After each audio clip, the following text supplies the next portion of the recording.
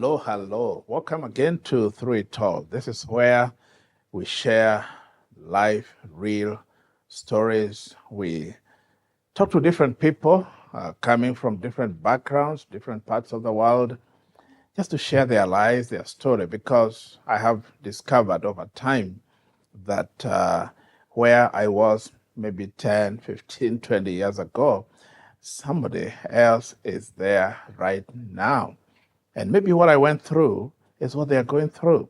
So for me, sharing my testimony, my story, what I went through, maybe how I conquered, how I overcame, it is encouraging for many people. And thank you all that have been sending us feedback, telling us how much this program has impacted your life. Please, those who are TV, thank you for your feedback. Those on social media platforms, thank you for your feedback.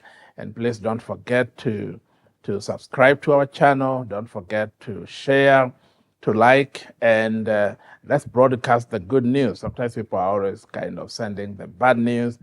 Let's share the good news. So thank you for joining us. Please get ready for the next few moments just to hear what we have today. And today we have very special guests, especially because they don't come from our communities, maybe one of our tribes in Kenya. We have about, I think, 43 tribes in Kenya, but they come from a different, if I may say, a different tribe. So they'll be telling us who they are and their story and what they're doing here in Kenya. So welcome. Karibu. In Kenya, you say karibu. Thank you very much. Asante sana. Oh, you learn some Swahili, yeah. Just a little bit, not too much. We can do this program in Swahili. Maybe not yet. Maybe next time. Give us a few years. A few years, okay. Please, if you can introduce yourself. In Kenya, we say ladies first, but men before. So, so we start with the gentleman, and tell us who you are and your name. And where you come from, yeah. Yeah, so my name is Atsinger. We come from, and I'll let Katrina introduce herself, but we come from Maryland in the United States, the state of Maryland. We've been out here in Kenya now for about 10 days, and we've really enjoyed ourselves. And anyway, I'll let Katrina introduce herself. Thank you. All right, thank you so much, Ted.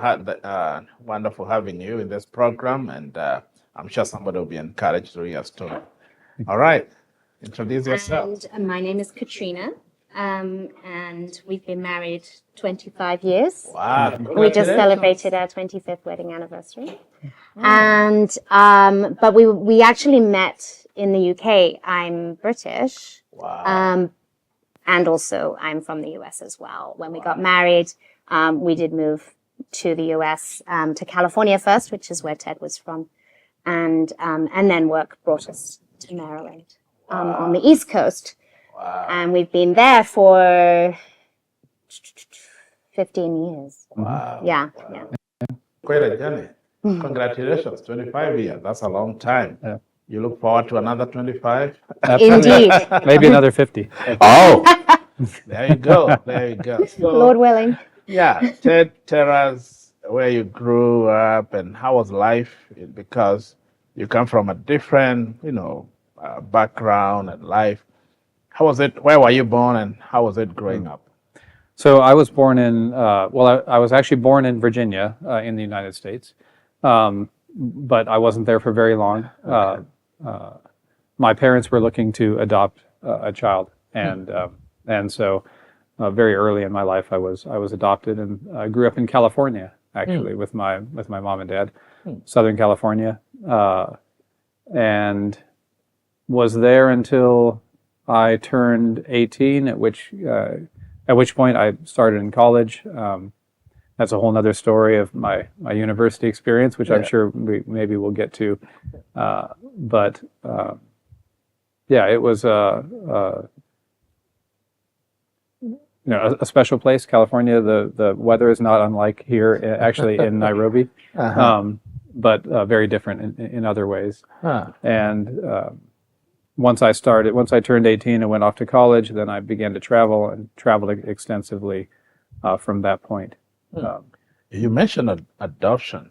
that rings a bell in me, and Of because course, yeah. I'm very passionate about adoption and people adopting, children, because in this world they have a lot of children, probably millions, that need to be in a family and a home. So tell us a little more about that, and how did that go for you, being Yeah. adopted?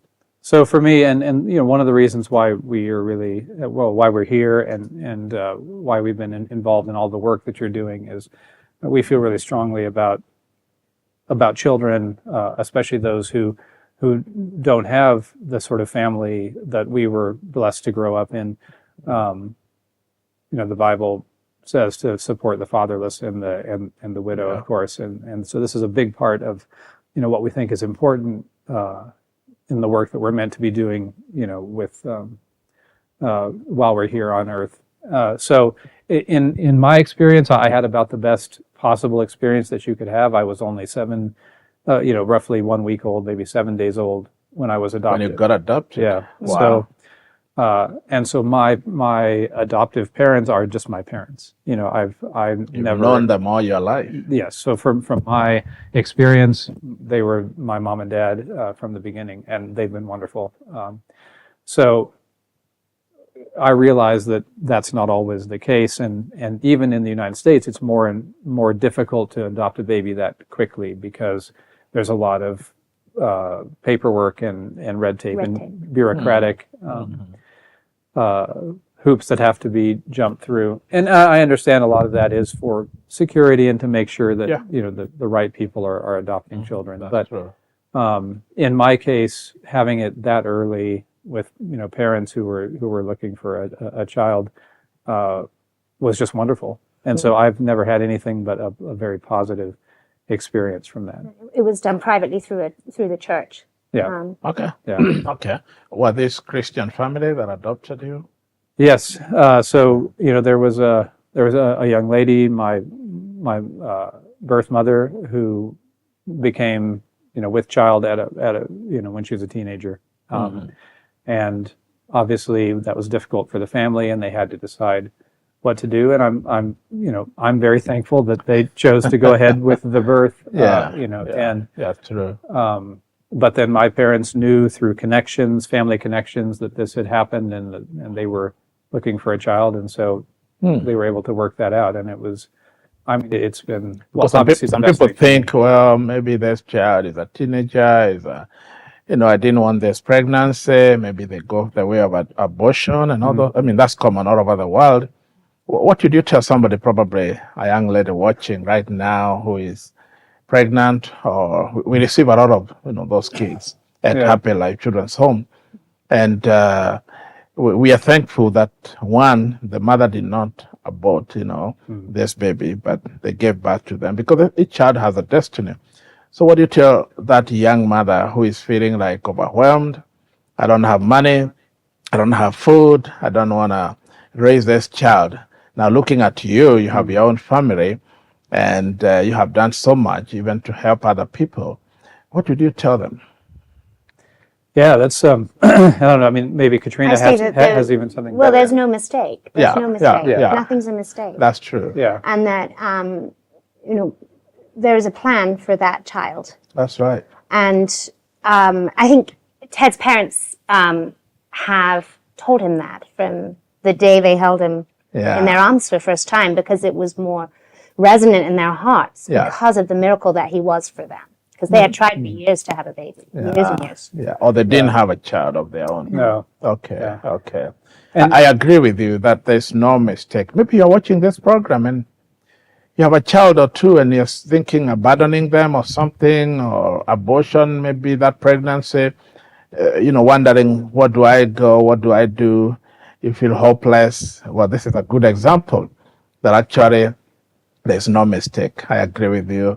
The circumstances may not have been favorable, but that child is innocent, and there is a destiny for that child. If you can just allow that child to live, there is a destiny, there is a purpose and a reason for that child. Thank you for sharing that. Katrina, you mentioned earlier you were born in UK. Yes. Tell us a little bit more about your life, your growing up. Yes. So it's been funny actually being here. I'm with Americans. We brought our kids and with my husband, and so we always say, we're from the U.S., and everyone's very happy about that.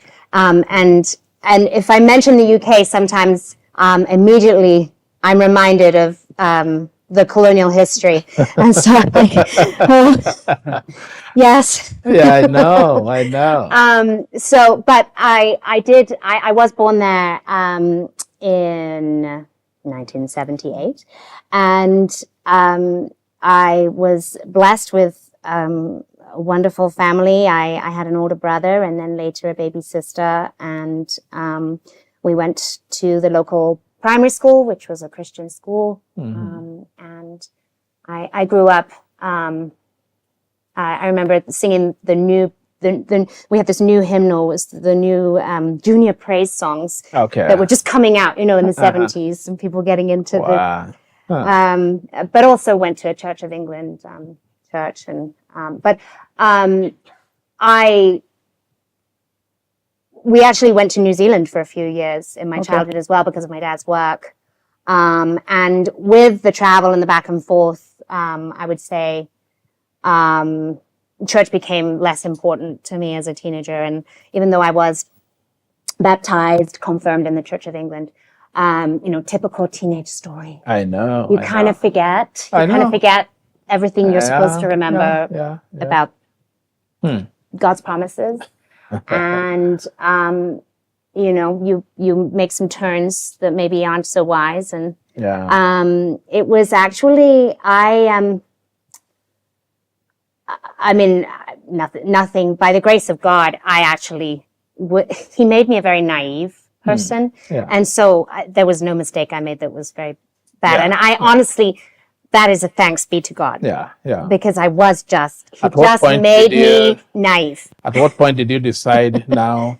Well, I'm a Christian, so that's the thing. I really thought so in my heart the whole time, right? But I wasn't pursuing actively, knowing the Word of God, studying the Word, actively worshiping on a Sunday. Those things I had kind of not bothered pursuing seriously. And so it wasn't until I was 18, and I had worked very hard in my studies, and I wanted to go to Oxford University. Oh, and so I've heard of Oxford, yeah. Yep. So I was a surprise even to my classmates. I was offered a position in New College, Oxford. Wow. They said, yes, you can come if you get these grades in your A-levels, which are the public examinations in England. So if you get these grades, you can come. And I was like, I can get those grades. Wow. Because I had interviews with all the different professors. And I don't even know, looking back, I don't know how I had the gall or the confidence to do all that. Because I look back and I think, how that must have been so terrifying. What was I doing? What was I thinking? I didn't even deserve to be there. I know. But somehow, it was God's plan, and I stepped into it, and He allowed for me to go. And I wanted to study English language and literature. Oh. And so I arrived at New College, and when I was 18, and that is my degree. So it's a 3-year degree. And it wasn't until my second year that I met Ted. He was the same in the same. He was college? in a different college. Different college. But the same university, because the Oxford University has colleges throughout the city. So where do you meet? Haha. Do you still remember? Yes, we still remember. Yeah. Do you want to say? Well, so I had started college in a university in the United States. Yeah. And it wasn't necessarily the degree I was doing wasn't exactly what I was looking for, and I had attended a summer program at Oxford University that was looking at the Renaissance and the Reformation in Europe, and through some of the art and some of the literature and some of the theology. And I really enjoyed the professors that I had there at Oxford University. And so when I was discussing with them, well, maybe I should come over here and do a master's degree or some, advanced study. And I had advice from one of them who was actually the principal of one of the Oxford colleges at the time. And he said, really, you should come and do a second undergraduate degree. Oh, okay. And so that's what I did. And so I went over there and I did a degree in philosophy and theology, which is, one of my main areas of interest. And so I arrived, and I didn't know anybody because I wasn't from England and I didn't have any friends or family there.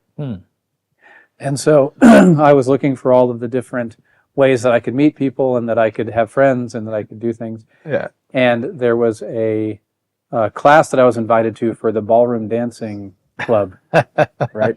Waltz and the quick step and these types of things. And so I thought, well, I'll at least meet people. And so I went to this class and... Well, and you're very musical, so you had that going. Well, I've always been a musician. And these type of things. What kind of music do you play instruments or do you sing? Yeah, so I play the piano, I sing guitar a little bit, not so well. Well, actually, piano not so well either. I mostly sing, but He has a tenor voice. Okay. Oh, that's good. But so I went to this class and I liked it. Eventually, kept going, became part of the team, the competitive team there for the university. I guess it was pretty good. Either that, or they just didn't have many people they could recruit. But in my second year, then that was my first year, and then in my second year, Katrina arrived for the team tryouts and actually made the team, and that's how we... Yes. So how did I get to the team tryouts, which were a really sweaty bike ride all the way out of the city and up a big hill where I had to get off the bike and just keep pushing. Wow. And so I arrived at it was like an old Morris Motors garage over a club where there were men drinking beer and throwing darts. And I'm like, where am I? And I'm all sweaty. And then I go up and there's this ballroom. And all the Oxford ballroom team are there, and it's their trials. And someone slaps a number on me. And I'm just like, and they're like, okay, show us what you can do. And I was like, well, I don't know how to do anything. I'm a ballet dancer. I was trained in ballet all through my childhood, so classical ballet. But if you teach me, I can do anything. I'm a dancer. I can do anything. And so... and this was after a year at Oxford so this was my second year. The first year I had also tried many things, many clubs, and I had been invited. I had done some radio, Oxford radio. I had been involved with plays and choir and things like that. But I missed dancing because dancing was always just a part of my life. Like it was like a part of me. And my mother actually said, I think you need to find some dancing when you go back to Oxford. There's a part of you, you're not happy. Well, I was also, I think, not happy because I think that my soul was suffering from not being fed properly spiritually. But mom diagnosed it as, you need to dance. Well, she was right, because guess what? When I'm in this ballroom, I see this gentleman and he looks like he knows what he's doing. And again, so with all the confidence, I don't know where I got it from, but with all the confidence in the world, I stride right up to him and I said, quick, teach me to waltz right now. Okay. And that's how we met. He became your teacher. For about 3 minutes before she had to go and try out for the team. And so 3 minutes. But they put me on the beginner team. Wow. How old are you now? I mean, then about 20? Well, I was 19 then, and you were 22. 22. Wow. So you're still young people, and so you meet for these 3 minutes. Yes. Well, he wrote his name on a number on my number that was pinned to me. Well, I said because she had mentioned that she had to ride her bike, and it was a very long way, and so I actually had a car, which was a big deal, and so I said, "Oh well, I'll give you." I wasn't dumb. I took advantage of the opportunity. And I said, "Well, I'll give you my number, and call me if you want to ride the next time." What did you see in her that struck you? Just you're meeting her for the very first time. Yeah, well, obviously, I thought she was very pretty, and it was just I don't know. I think we had a connection immediately. Immediately, it was. Wow. We never looked back. We started going out for dates.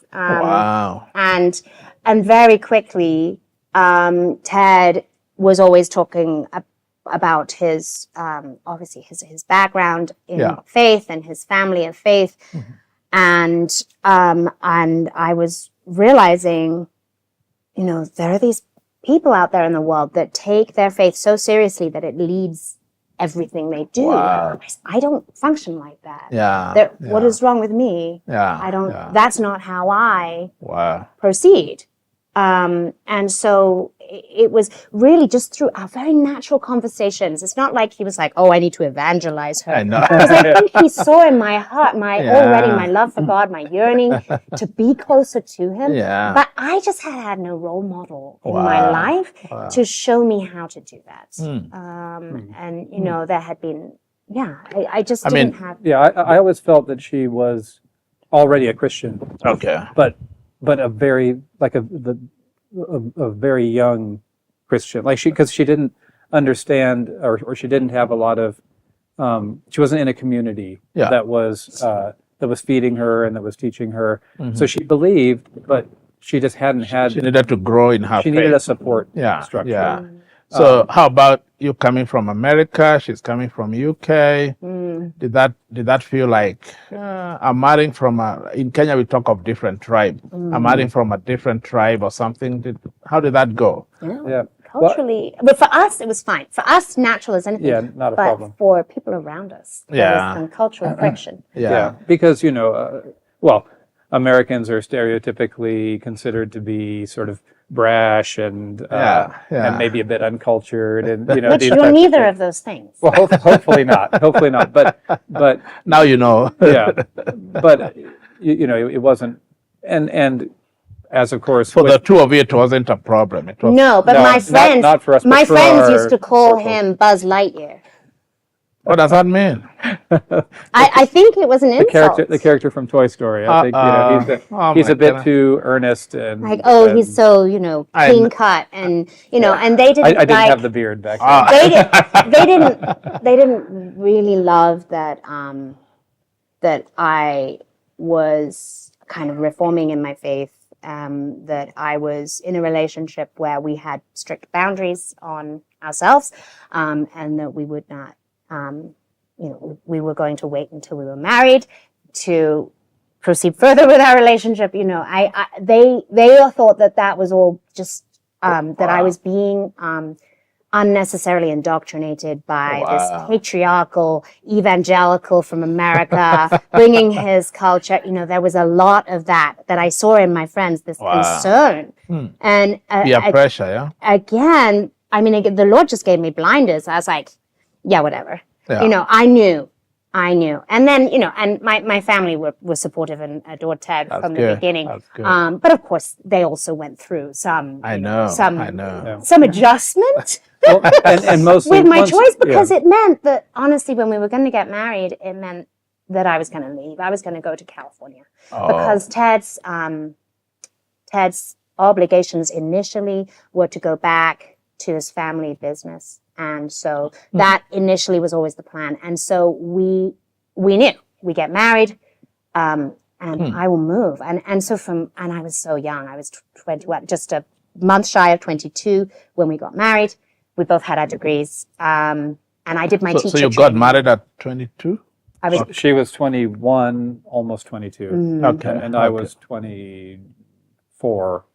Is that normal? Like, very young, Okay. especially for an Oxford graduate, a female, because you have a lot of the feminist pressure that, marriage is something you wait for if you bother doing it all. Yeah. I remember this was in the 90s, so it's still, there isn't even a backlash against it yet. It's still like, be a liberated woman, sleep with whoever you like, and so everything I was doing was countercultural, and I was being judged for it. Oh, wow. Yeah. So how did you overcome that pressure? I mean, that's too much pressure for a young man, young lady, especially. And for you, did you have any pressure back home for whatever? Well, so I came back home. I grew up in a Christian home.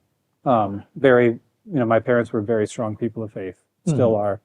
And so I was blessed with just a really wonderful upbringing in the church, and in faith. And so the community that I had was very supportive of everything that we were trying to do and everything that we personally felt and believed. So I wasn't getting pressure from my side necessarily, but I did feel, we were over there. It's university, which, I think is always a bit.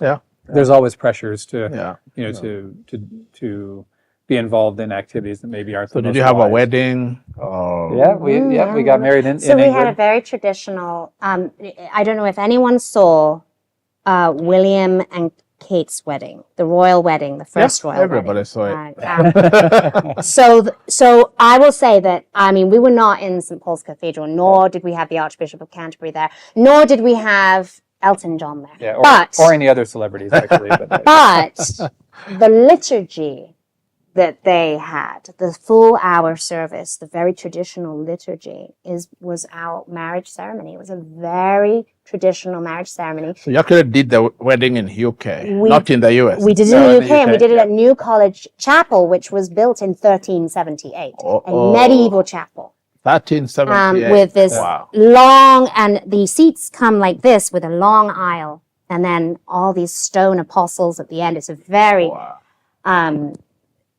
very imposing. Yeah, it's very beautiful, and the good thing is you don't have to pay for any decorations. No, because I was a member. I was a member of the college also, so we were just allowed to get married. And so that's where we got married. About how many people came to the wedding? 100. About 100. About 100. Yeah. Okay. So quite a few flew over from the United States, which was your nice. parents flew over and a few friends and a few family friends. And it kind of rained, snowed, and it was April. It was terrible weather, but it is England, so you expect. So you're here. When you got married, you are through with the college. Are you working? Are you earning money? Or? No. So I had I was just finishing. I had done my 3-year degree in English literature and language, and then I was doing teacher training also through Oxford.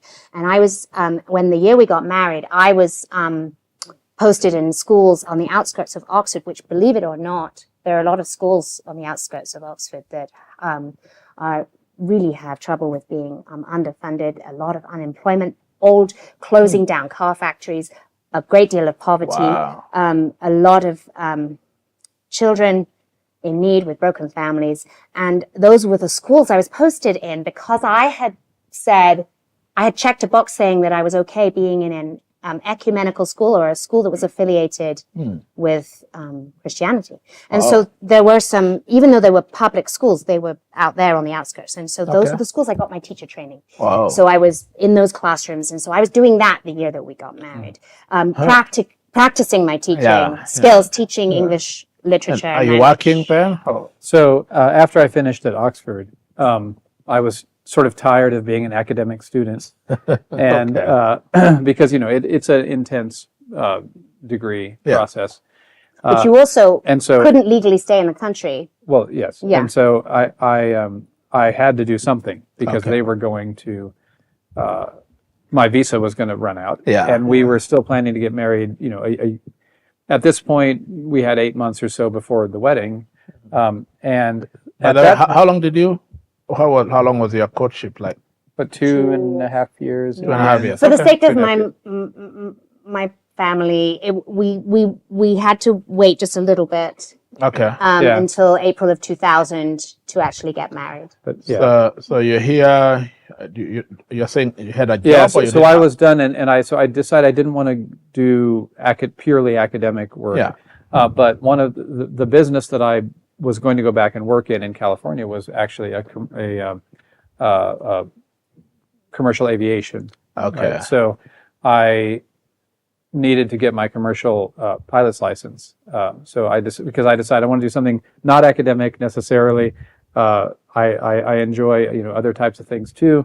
So I became a commercial helicopter pilot. Okay. And so one of the best schools at the time, and I assume it's still pretty good for that, is just outside of Oxford, in a village called Kidlington, and it's where at the time the British Airways pilots were trained and the helicopter pilots. So I went there for a year. So while she was doing her teacher training, I got my commercial helicopter pilot's license. And he was able to extend his student visa until we got married. Because I was still a student, yeah. Hold that thought, and we will come back. We'll take a short break because this is very captivating, very interesting.